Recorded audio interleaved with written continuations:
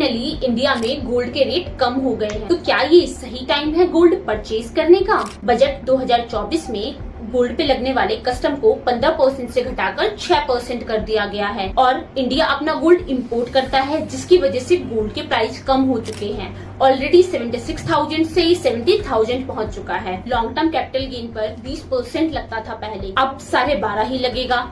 मतलब कि जब अब आप अपना गोल्ड सेल कर प्रॉफिट कमाओगे तो उस पर आपको 7.5% तक का कम टैक्स देना पड़ेगा। पहले लॉन्ग टर्म कैपिटल गेन माना जाता था अगर आप 3 साल तक होल्ड करते हो, यानी कि अगर आप 3 साल से पहले उसे सेल कर दोगे तो उसे शॉर्ट टर्म कैपिटल गेन बोलते थे। तो अगर आप अपने गोल्ड को शॉर्ट टर्म के लिए होल्ड करना चाहते थे तो आपको ज्यादा टैक्स देना पड़ता था और लॉन्ग टर्म के लिए कम। अब लॉन्ग टर्म के पीरियड को 3 साल से घटाकर 2 साल कर दिया है, यानी कि अगर आप उसको 3 साल से कम के लिए होल्ड करते हो, यानी कि मान लो 2.5 साल के लिए, तो अब आपको शॉर्ट टर्म कैपिटल गेन का हाई रेट नहीं बल्कि 12.5% लॉन्ग टर्म का देना होगा। और क्योंकि सारी बड़ी कंट्री जैसे कि रसिया, चाइना लगातार गोल्ड बाई कर रही है तो गोल्ड के प्राइस बढ़ सकते हैं। तो कमेंट में बताओ कि आपने गोल्ड परचेज किया कि नहीं।